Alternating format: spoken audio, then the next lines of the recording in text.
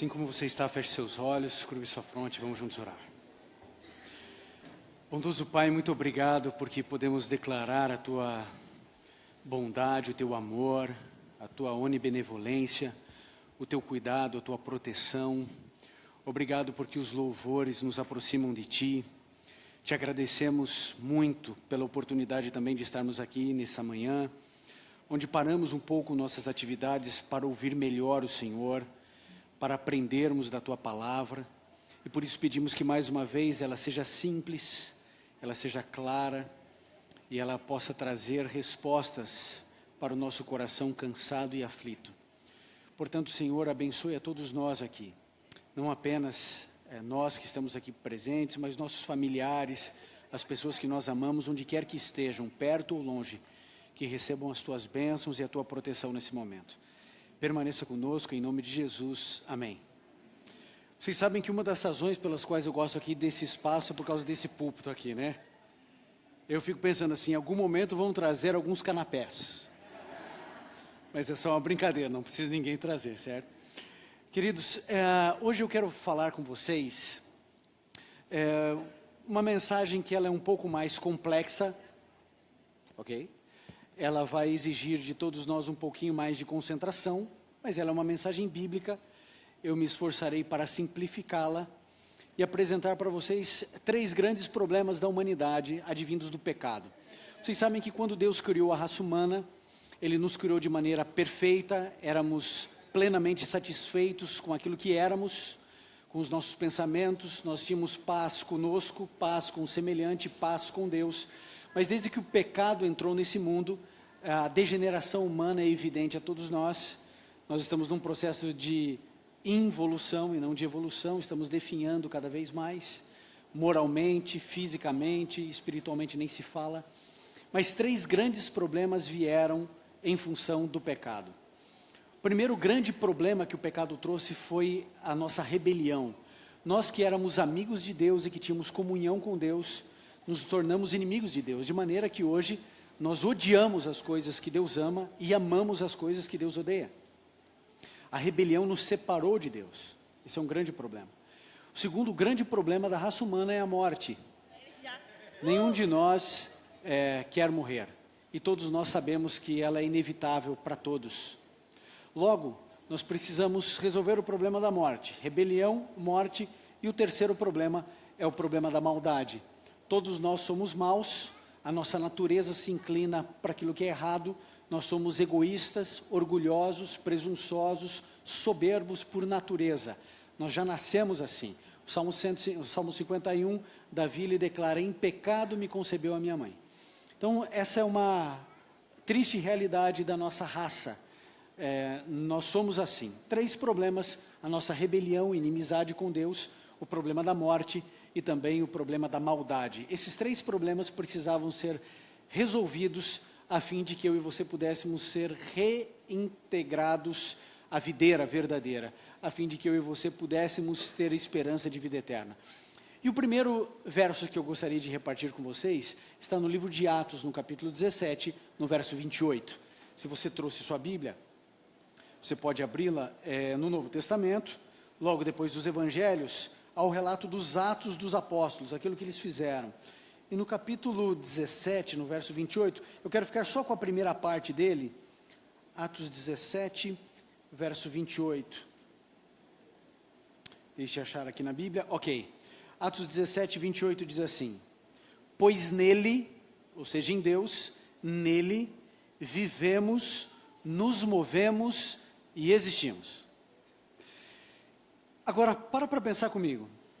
Se em Deus nós vivemos, nos movemos e existimos, quando o pecado promoveu a ruptura nossa com Deus, nós deveríamos desexistir, né? Se nós nos movemos, vivemos e existimos nele, ou seja, não há vida inerente em nós, nenhum aqui determinou a sua própria existência, você simplesmente surgiu. Você veio à vida, mas você não escolheu vir à vida, certo? Isso foi uma decisão de Deus. Se a minha vida é derivada, não é inata, logo eu sou uma pessoa mortal, e eu vivo, me movo e existo nele. Quando eu rompi a relação, eu deveria deixar de existir. Por que razão, quando Adão e Eva pecaram, eles não morreram imediatamente? Aliás, seria uma situação até didática, né? Imagine que Eva está ali no jardim do Éden e tem a árvore do conhecimento do bem e do mal, e ela pega aquele fruto que era proibido e ela comeu. Se ela comesse, morresse, Adão ia olhar e ia falar, aqui ó, não vou, né? De jeito nenhum. Ia ser didático. Adão não iria cair. Por que Eva não foi fulminada? Por que Adão não foi fulminado? Por que eles não morreram logo que eles pecaram? Uma vez que o salário do pecado é o quê? A morte. A Bíblia diz que a paga do pecado é a morte. Por que eles não morreram imediatamente? Bom, a resposta desta pergunta está em Apocalipse, no último livro da Bíblia, no capítulo 13. A Bíblia responde seus próprios dilemas. Apocalipse 13, verso 8. Vai acompanhando o raciocínio comigo, a gente está resolvendo o problema da rebelião. Apocalipse 13, verso 8. O que me interessa está no finalzinho dele, mas nós vamos lê-lo todo, ok? Verso 8 de Apocalipse 13. Todos os habitantes da terra adorarão a besta, a saber, todos aqueles que não tiveram seus nomes escritos no livro da vida do Cordeiro, que foi morto desde a criação do mundo. Jesus Cristo é apresentado como o Cordeiro que foi morto desde a criação do mundo, antes de Adão e Eva pecarem. Jesus Cristo é apresentado como sacrifício pelo problema que iria acontecer. O que Jesus fez diante da nossa rebelião foi se antecipar aos movimentos humanos. Antes que errássemos, ele resolve o problema. Eu me lembro quando a minha esposa, Luciana, ela me deu a notícia de que eu seria pai. Pela primeira vez. Como vocês sabem, eu tenho 17 filhos. Não, brincadeira, só 2. Quando ela me deu a notícia que eu ia ser pai do Gabriel, eu não sabia que era menino, mas o meu coração já dizia, porque você sabe que homem faz homem primeiro, né? Não, brincadeira. Quando ela me disse, alguns estão discordando aí da ideia, né? Outros estão concordando. Mas quando ela me disse, eu fiquei muito angustiado. Na época eu cuidava de uma igreja de 1.200 membros. E eu pensei assim, Senhor, me dá mais 5 igrejas dessas, mas não me dá um filho. Né? Porque é uma responsabilidade muito grande. E depois que eu passei uma noite inteira em claro, olhando para o nada, na janela, eu fui descobrindo as consequências de você ser um futuro pai. E uma delas, que em algum momento eu fui abordado, de uma maneira assim muito gentil, mas eu fui abordado, alguém me acordou e disse assim, né, alguém, a minha esposa, me acordou e falou assim, você precisa resolver o problema do quarto do bebê. Aí eu pensei, um berço, né? Aí eu fui descobrir que não é só um berço. O berço é só o início das dores. Porque você tem o berço, você tem um armário, você tem a cômoda, você tem um aparadouro, você tem um cercadinho, você tem uma tal de poltrona de amamentação. Eu falei, pega a cadeira da cozinha e põe no quarto, mas não pode, tem que ser uma poltrona. Ou seja, você está morto, né? Teu filho já nasce órfão, porque é muita coisa que você tem que montar o quarto, etc. E aí o seguinte, eu fui com a minha esposa para poder ver, como a gente não sabia ainda se era menino ou menina, aquela história, pega branco e depois você recheia de rosa ou de azul, e daí dá tudo certo. Então pega tudo branquinho, aquele quartinho branquinho, aquele negócio todo, e aí fui lá no negócio. E aí é interessante, né, porque é tudo a mesma coisa. Fui em vários lugares, mas tinha um lugar que tinha tudo. Aí eu falei assim, homem já é prático, né, vai ter aqui, então é aqui mesmo. Aí é o seguinte, tem um berço lá, sei lá, R$600 um berço, e tem outro berço de R$2.000. Quem que é o berço de R$600, o homem ou a mulher? Quem que é o berço de 2.000? Qual o berço que vai para casa? É tudo igual. É tudo igual. Eu falei assim, moça, eu não quero a loja toda, eu só quero o berço. Não, é o preço do berço. Aí eu falei assim, mas também vai dormir até os 10 anos, para valorizar. Né? Vai ficar tortinho, mas aguenta. Né? Faz bem depois, alonga bem de dia, tá tudo certo. Mas é lógico que chegou um dia que eu tinha que trocar aquele negócio. Aí era um outro problema, porque o quarto era o mesmo. Então não cabia mais no berço, tinha que comprar uma cama, tinha que comprar uma cama que combinasse com o resto dos móveis, aquele negócio.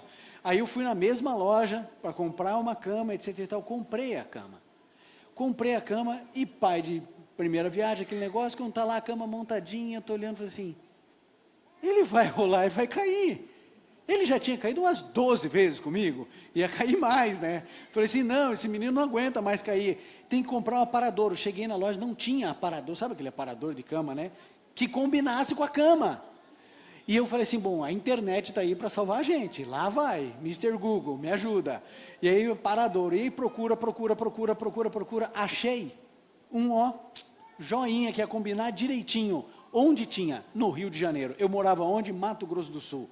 Aí eu falei, entrei em contato com a loja e falei assim, não, em um mês chega. Chegou em 3. Nesse período todo, eu pensei, o que vai ser do meu filho? E aí eu tive uma ideia simples, mas que resolveu. O que eu fiz? Todas as vezes que a gente colocava ele para dormir, eu enchia de travesseiros, almofadas, cobertores, de maneira que eu não queria que ele caísse, mas se ele caísse, ele estaria amparado. Quando o ser humano caiu, a ideia é que não caísse, mas quando Adão e Eva caíram, eles caíram no sangue do Cordeiro, que foi morto desde a criação do mundo. De maneira que Adão e Eva não foram eliminados e exterminados, porque Jesus é apresentado como o Cordeiro que foi morto desde a fundação do mundo, desde a criação do mundo, antes do homem ser criado, a resolução do problema já tinha acontecido. Não é exatamente isso que você faz com o seu seguro de carro? A gente faz o seguro para nunca usar, não é? Ninguém quer usar o seguro. Hoje eu acho que eu vou usar o meu seguro. A gente não faz isso. A gente tem para prevenir, a gente não quer que aconteça, mas se acontecer, a gente está seguro. Foi exatamente isso que aconteceu. A rebelião foi resolvida antes dela acontecer. Jesus Cristo foi o Cordeiro que declarou o seguinte, antes de dizer haja luz, ele disse haja cruz. Deus se antecipa aos movimentos humanos para resolver os nossos problemas. Isaías 64, 5, sabe o que diz ali? Antes que clamem, os responderei. Estando eles ainda falando, os ouvirei. Você serve a um Deus que Ele é o Senhor do tempo. Deus não precisa esperar você começar a orar para responder. Estou aqui esperando, Ivan, quando é que você vai orar? Eu vou te responder. Antes que clamem, os responderei. Daqui a um mês, você estará vivendo problemas que hoje você não está. E Deus já sabe desses problemas. E Ele se antecipa aos problemas para resolver as nossas angústias. Deus resolveu o problema da rebelião antecipando-se a nossa inimizade, ao nosso erro. Mas nós tínhamos também o problema da morte. E para a gente entender como Deus resolveu o problema da morte, eu queria que você fosse para o início de tudo. Gênesis 1, verso 31. Gênesis 1, 31. Gênesis 1, 31 diz o seguinte, olha só que interessante. E Deus viu tudo o que havia feito, e tudo havia ficado muito o quê? Muito bom. Passaram-se tarde e manhã, este foi o 6º dia. Deus, a cada dia da semana que Ele foi criando as coisas, a Bíblia diz, e viu Deus que isso era bom. Viu Deus que isso era bom, bom, bom. Quando chega no último dia da criação, porque no 7º Ele descansou, mas no 6º dia Ele fez o mundo em 6 dias. No 6º dia Ele olhou o conjunto da obra e Ele disse que era muito bom. O que é melhor? Bom ou muito bom? Muito bom é melhor que bom? Regular é pior que bom? Vocês se lembram, né? Péssimo, regular, bom, muito bom, ótimo excelente. Eu me lembro quando eu estava na pré-escola. E eu me lembro quando davam, sei lá, um ursinho para a gente pintar. Né? Deve ter pintado ursinho aí também, você em algum momento da sua vida. E tinha os lápis de cores, né? E eu me lembro que para mim era uma luta eu conseguir pintar, porque tem 2 desafios naquilo ali. Um é você não passar o contorno, né? Que quando você vê já foi. E o outro é você exercer a mesma pressão no desenho para ele ficar, né, homogêneo, bonito. Eu não consegui nenhuma coisa nem outra. Mas eu tinha um amigo, o Eric, na pré-escola, que ele conseguia deixar o desenho perfeito, perfeito. E o meu era todo rabiscado, com risco para lá, para cá, mas eu ficava muito feliz, porque eu recebia excelente, ainda 3 estrelinhas. Lembra das estrelinhas? Era a melhor coisa do mundo, eram aquelas estrelinhas. Aí eu recebia aquelas estrelinhas e tal, e excelente. E eu olhava do Eric, o Eric estava muito melhor que o meu, mas também estava escrito ali, excelente, 3 estrelinhas. Eu pensei, o que acontece? Né? Porque não é justo esse negócio aqui. E eu não entendia muito bem que aquilo era um incentivo para mim. E eu sempre recebi excelente, eu ficava muito contente, até que eu fui para a 1ª série. Aí inventaram uma palavra chamada regular. Eu nunca mais saí dela. Eles dizem, acho que os professores esqueceram que existem outras palavras, que era regular, regular, regular. Mas era tão bom quando a gente recebia excelente. Agora deixa eu fazer uma pergunta para você, bem ingênua, tá? Bem assim, bobinha, que você vai falar assim, um Deus perfeito, criando algo perfeito, não avaliou muito mal a sua criação quando ele disse, muito bom? Não foi assim pouquinho? Eu sei o que você está pensando, por isso que eu falei que é ingênuo. Você está falando assim, não, pastor. Porque lógico, eu fico pensando assim, ele deveria ter escrito assim, excelente, e viu Deus que era excelente, 3 estrelinhas. Por que só muito bom? Eu sei o que você está pensando, você pode pensar assim, como eu penso, ou pensava, que é só uma questão linguística, né? É só para fazer uma diferenciação, que o autor aqui de Gênesis está querendo dizer, é que o conjunto da obra é melhor que as suas partes. Ok, é o pensamento mais óbvio. Será? Será que Deus não está querendo dizer alguma coisa e a gente não está percebendo? Quando Ele termina tudo e Ele só avalia com muito bom? Eu queria que você abrisse a sua Bíblia agora em Apocalipse 22:5. Perceba, você está no primeiro livro da Bíblia, no primeiro capítulo. Eu vou levar você agora para o último livro da Bíblia, no último capítulo. Apocalipse 22:5. Apocalipse 22:5. Veja, nós estamos resolvendo o problema da morte pela Bíblia, ok? Apocalipse 22, verso 5.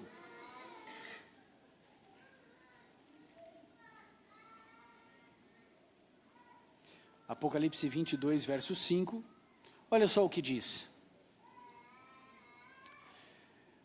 Falando a respeito do novo céu e da nova terra, diz assim, não haverá mais noite. Eles não precisarão da luz da candeia, nem da luz do sol, pois o Senhor Deus os iluminará, e eles reinarão para todo sempre. Deixa eu fazer a conexão, que eu sei que você está pensando assim, o que isso tem a ver?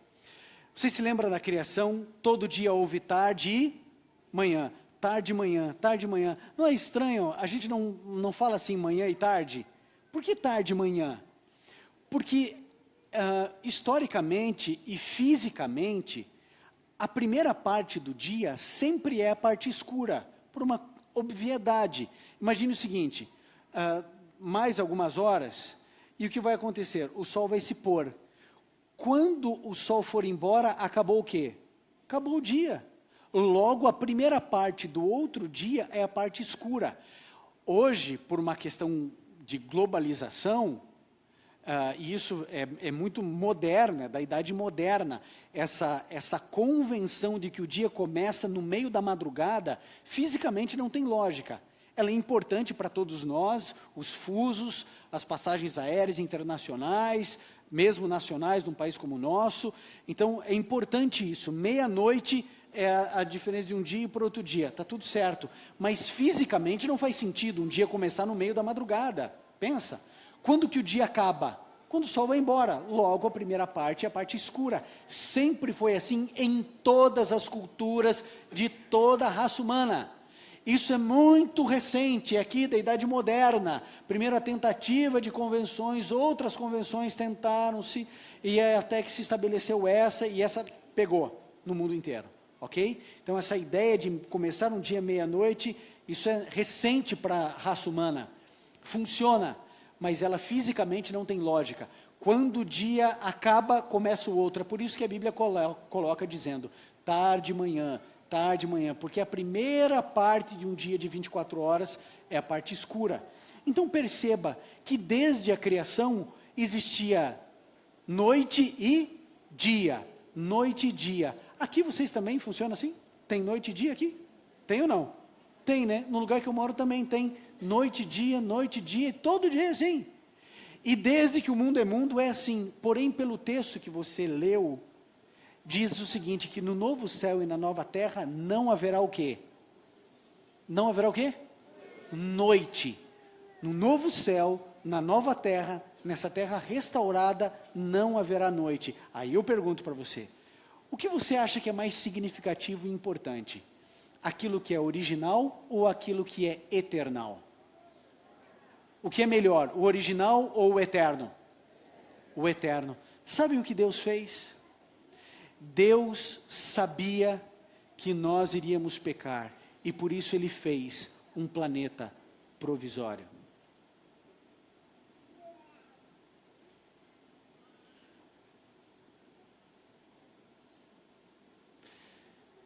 Deus sabia que a morte entraria nesse lugar. E sabem o que Deus fez? Deus cria algo que não seria eterno. Ele deu um nó na morte, porque Ele fez com que a morte prestasse serviço à vida, de maneira que a árvore que tomba, alimenta a árvore que vive. De maneira que a primavera é a ressurreição de tudo que morreu no inverno. Querido, eu e você que somos cristãos, sabemos que nós fomos salvos por quem? Por quem? Jesus, através do quê? Da sua morte. Deus usa a morte para trazer vida. Eu e você só temos esperança de vida eterna porque Jesus morreu. A morte que deveria nos destruir, a morte que deveria acabar com a nossa raça, Deus dá um nó na morte e diz assim, não, a morte vai prestar serviço à vida. E esse planeta será um planeta provisório. Durante a eternidade, as regras desse lugar serão outras. A Bíblia diz, eu não sei se nós teremos sol ou não, mas a Bíblia em Apocalipse diz que nós não necessitaremos mais da luz do sol. Imagine que a gente sem sol, o que acontece com esse planeta? Morre tudo. Mas nós não dependeremos mais dele. Por isso, toda a lógica de química e física que você imagina, acredite, será completamente transformado e restaurado. De maneira que talvez você possa respirar debaixo d'água. Talvez a gente possa voar. Talvez a água que hoje para nós é impossível andar sobre ela, possamos andar.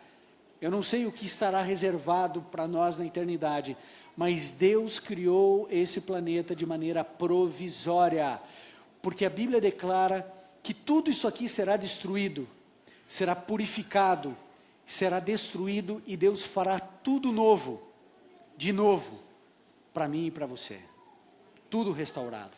Nós tínhamos o terceiro problema, que é o problema da maldade. Então Deus resolveu o problema da rebelião antecipando-se aos nossos movimentos, e Ele nos perdoou antes de pecarmos. Isso é importante. Um perdão que ocorre antes do pecado acontecer. Ele faz isso porque Ele é dono do tempo, Ele é atemporal. Ou seja, Deus pode já ter perdoado o pecado que você ainda não cometeu. Isso chama-se graça. Deus resolveu o problema da morte porque Ele não permitiu que a morte acabasse com tudo, porque já havia sido pré-determinado que esse planeta seria provisório e que Ele iria resolver o problema temporal que existe nesse planeta, e ele iria então deixar no futuro algo eternal, a ponto de o centro do universo ser esse lugarzinho aqui no meio do universo. Deus habitará conosco, nós seremos o seu povo, e o centro do universo será aqui, a habitação de Deus mudará. A Bíblia declara que hoje Deus mora no céu, no terceiro céu, mas Ele mudará o seu lugar de habitação. Ele morará aqui. Ele, o centro do universo, será aqui. De maneira que tudo isso que nós vemos e vivemos é provisório.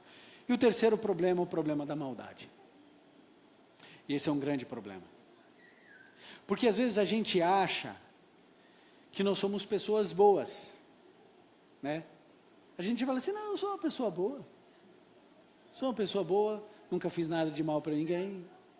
Como se fosse possível, né? Você acha que você nunca fez nada de mal para ninguém? A gente tem a ideia, a ilusão, de que porque a gente faz algum ato bom, a gente é bom.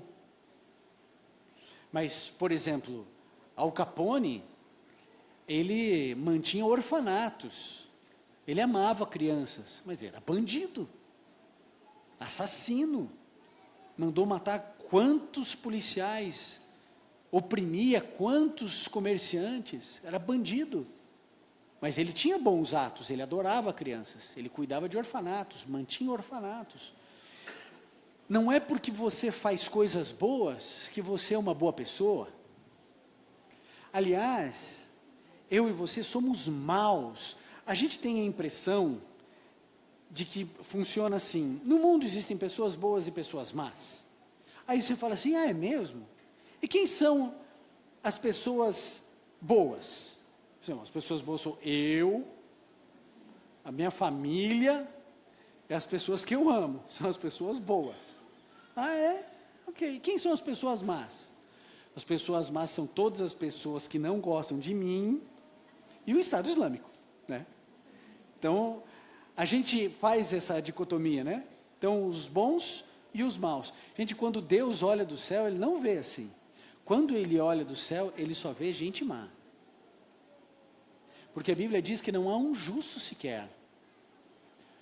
Todos pecamos. Então, é assim, não é que a gente é um grupo de pessoas boas que de vez em quando erra.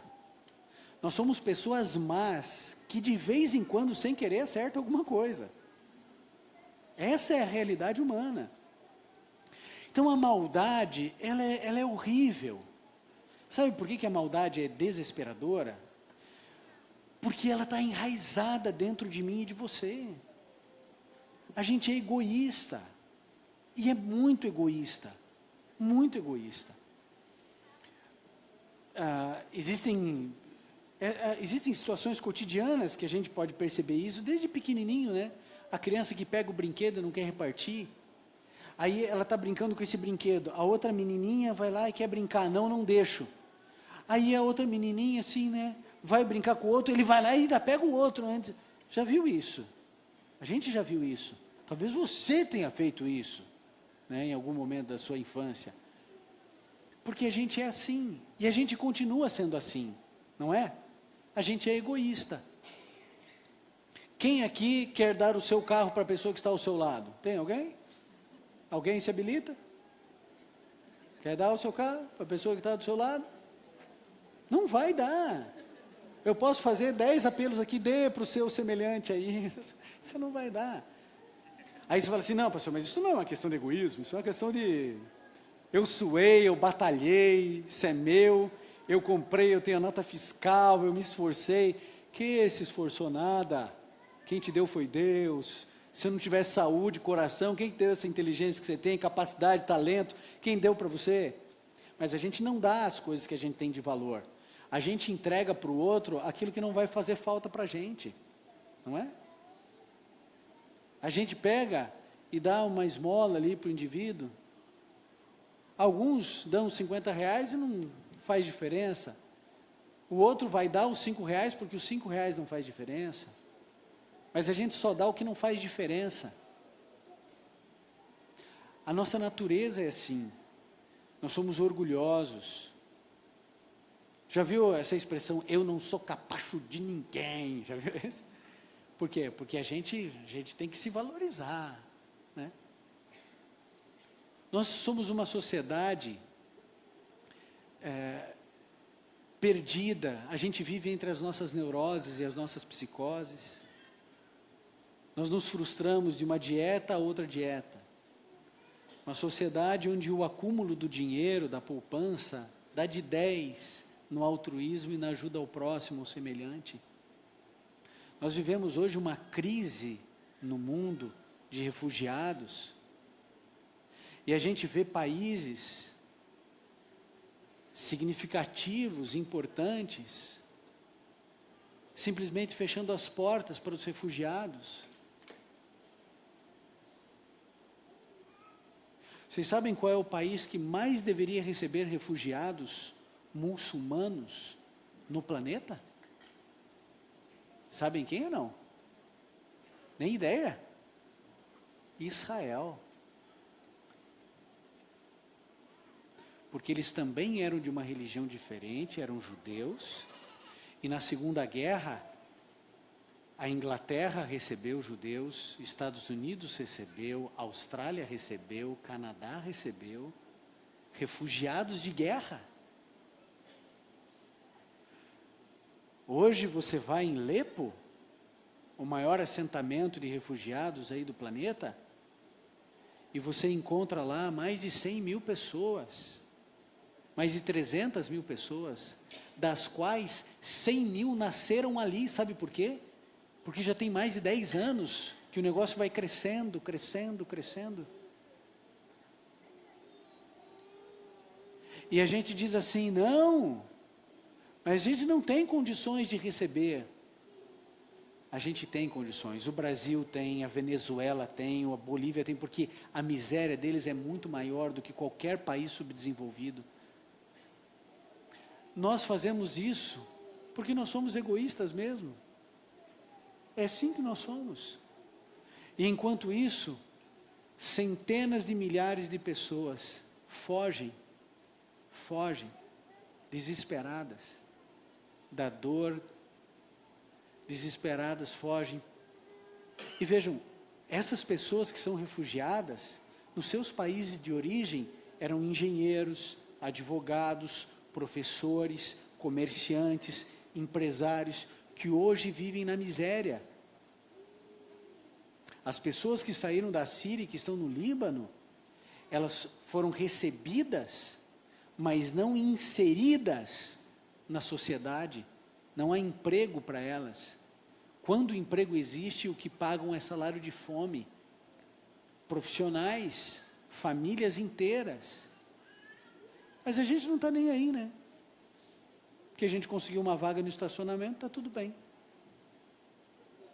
Nós somos maus, nós somos egoístas, avarentos, gananciosos, orgulhosos, miseráveis.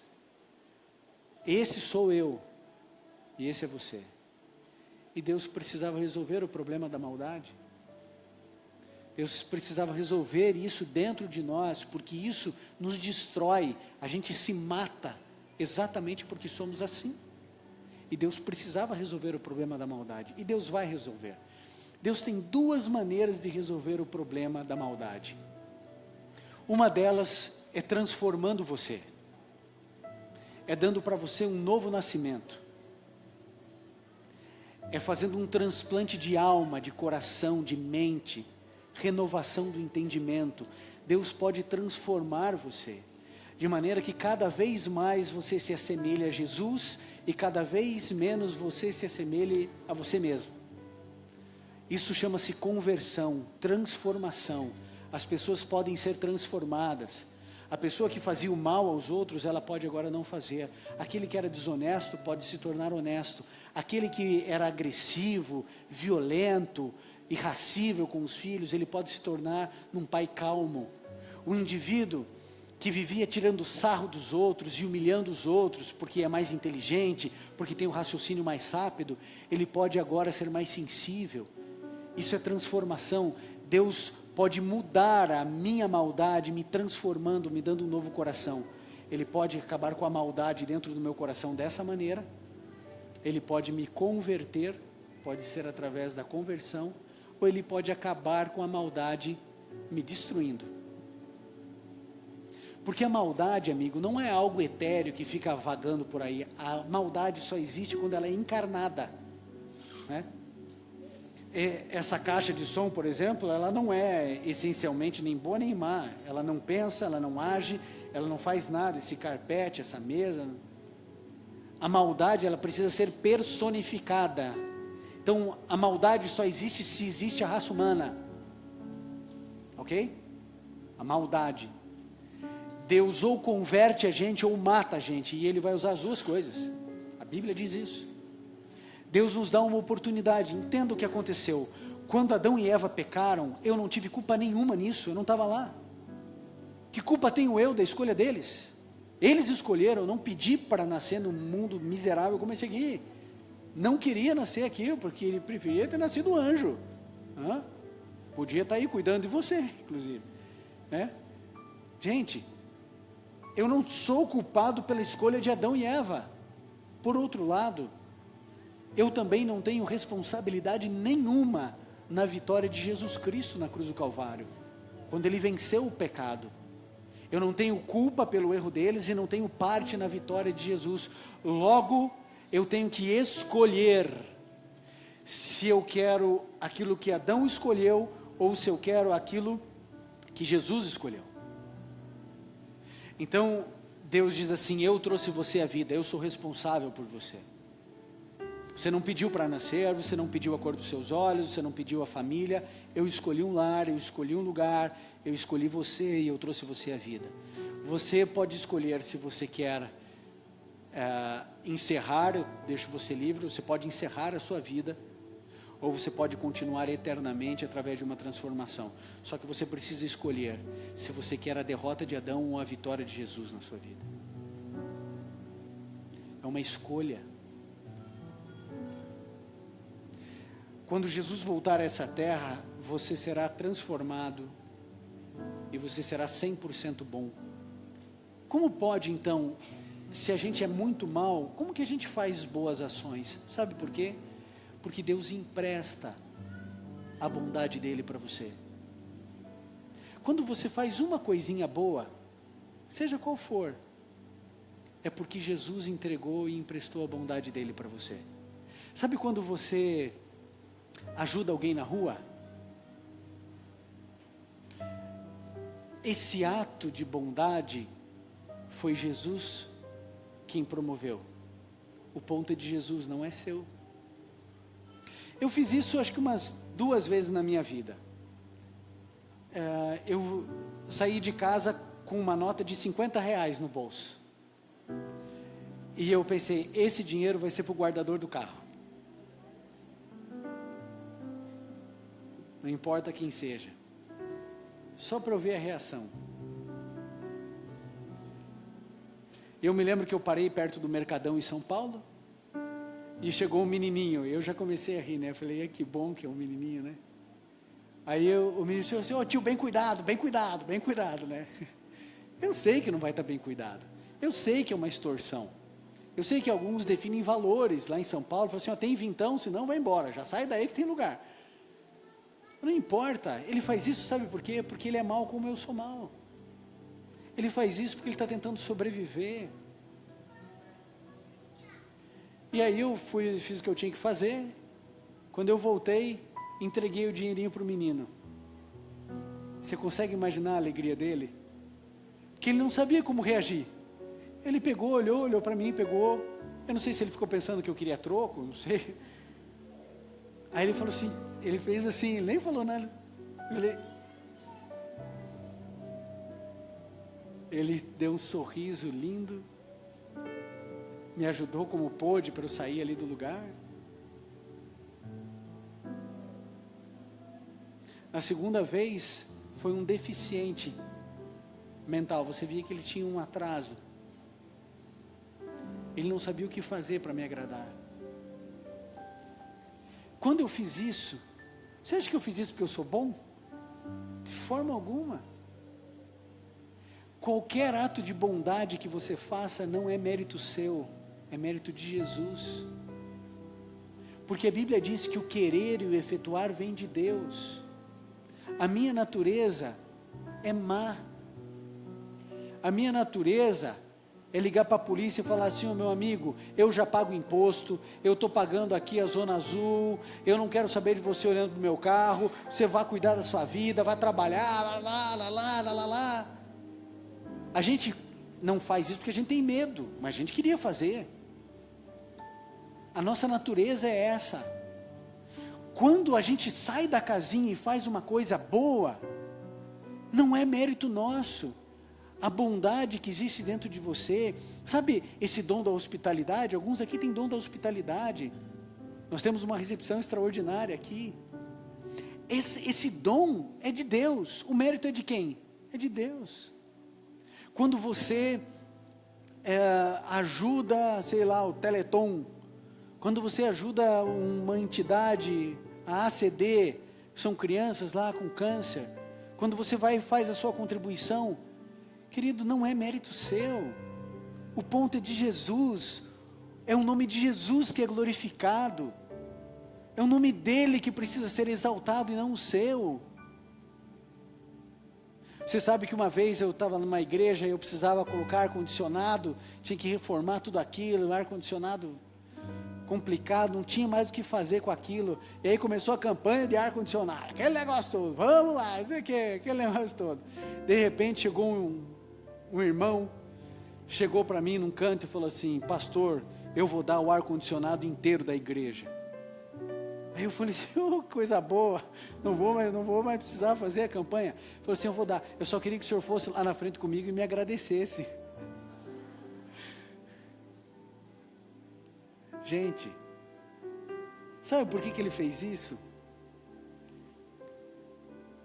Porque ele é exatamente como eu sou. Agora, é lógico que ele não fez certo, mas quem sou eu para julgá-lo? Eu estou querendo mostrar para você que até as nossas boas ações, às vezes têm intenções contaminadas pelo pecado, mas quando existir uma boa ação na sua vida, e talvez não sejam tantas assim, mas quando ela existir e se ela for genuína, o mérito é de Jesus, é de Cristo. Agora eu preciso fazer uma pergunta para você. Deus resolveu o problema da rebelião, Ele se antecipou aos movimentos humanos, e antes de cairmos, nós já fomos amparados no sangue do Cordeiro. Ele resolveu o problema da morte, Ele deu um nó na morte, Ele fez com que a morte prestasse serviço à vida. Ele resolveu o problema da maldade, apresentando a nós alternativas. Ele empresta a bondade dele para você, e Ele diz assim: olha, eu vou te dar plenamente essa bondade, que é minha, eu vou te dar. Por enquanto está emprestada, mas se você gostar dessa bondade, se você usar essa bondade, se você realmente incorporar essa bondade que eu estou emprestando para você, que é mérito meu, não seu, eu vou chegar um momento que eu vou dar ela para você. Quando eu voltar à terra, eu entrego para você, e você vai ser 100% bom. Você não vai ser mais egoísta, nem orgulhoso, nem presunçoso, tudo isso vai embora. Agora, se Jesus resolveu o problema da maldade, da morte e da rebelião, você realmente acha que Jesus não pode resolver o problema que existe aí na sua vida? Você acha que Ele não é capaz de entrar na sua vida e reescrever sua história? Você realmente acha que você tem um problema grande demais para Deus resolver?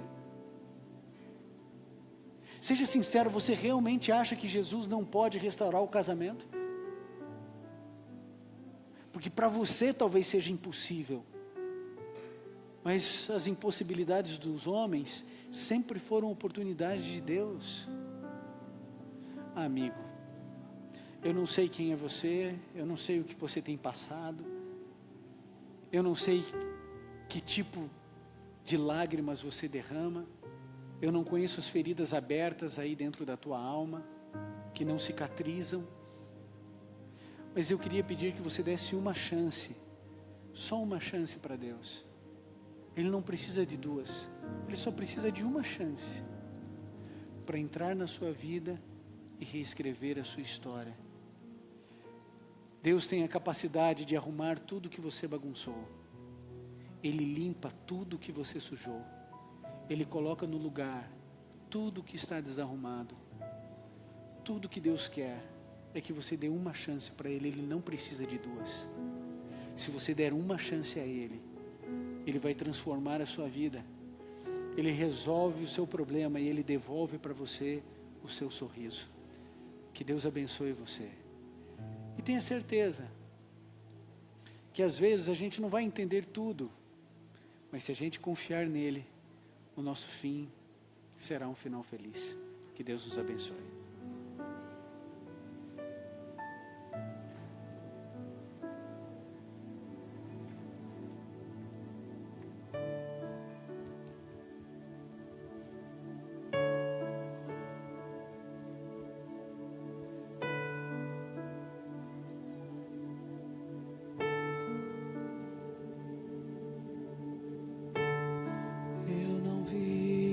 Se abrir, eu não vi o coxo andar, também não vi gigante cair, mas escolhi confiar. Eu não vi Jesus ressuscitar, também não vi o pão multiplicar, mas pela fé que o justo viverá. Muitos duvidam e zombam de mim. Teu Deus não existe, não vai te ouvir, mas isso não vai me abalar, pois a fé não consiste no que posso ver, mas crer que o impossível vai acontecer. Me ajude a crer. E se o mar não abrir e o faraó me alcançar, eu não vou desistir, não vou duvidar. E se o gigante não cair, se a fornalha me queimar, mesmo que eu morra aqui, sei que amanhã vou acordar.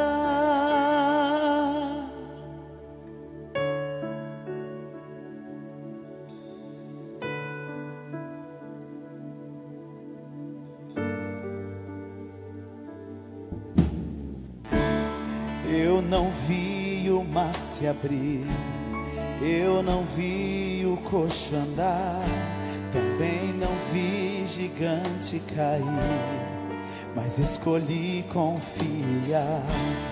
Eu não vi Jesus ressuscitar, também não vi o pão multiplicar, mas pela fé o justo viverá. Muitos duvidam e zombam de mim. Teu Deus não existe, não vai te ouvir, mas isso não vai me abalar, pois a fé não consiste no que posso ver, mas crer que o impossível vai acontecer. Bem-aventurado quem crê sem ver. E se o mar não abrir e o faraó me alcançar, eu não vou desistir, não vou duvidar. E se o gigante não cair, se a fornalha me queimar, mesmo que eu morra aqui, sei que amanhã vou acordar. Vem me ajudar a confiar. Eu não consigo, Senhor, prometo e minto, Senhor, não aguento mais confiar em mim.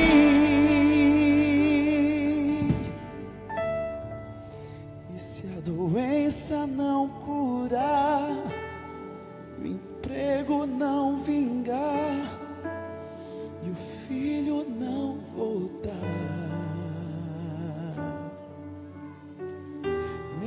mesmo se meu barco naufragar, mesmo se minha empresa afundar,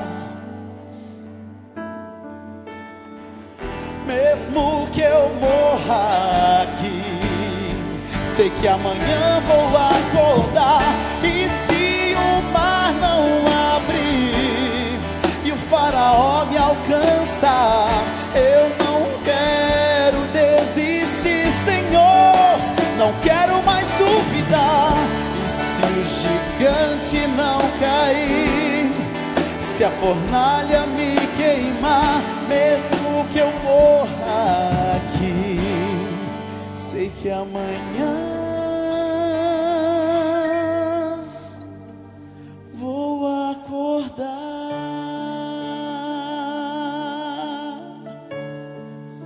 Amém, Senhor.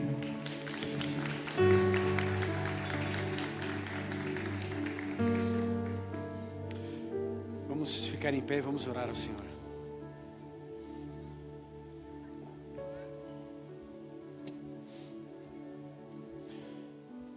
Bondoso Pai, obrigado, porque o Senhor é o nosso Deus forte, poderoso.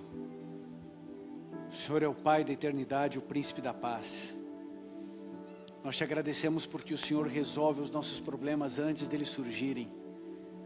E nós podemos confiar em Ti para a resolução de qualquer uma de nossas angústias, para a cura de qualquer ferida que porventura essa vida tenha aberto dentro da nossa alma. Cure-nos, Senhor. Mostre-nos o caminho que devemos seguir. Salve-nos para a eternidade. Alcance-nos. Perdoe-nos. E nos ajude a sermos tudo aquilo que o Senhor sonha e deseja para nós. É o que pedimos em nome de Jesus. Amém.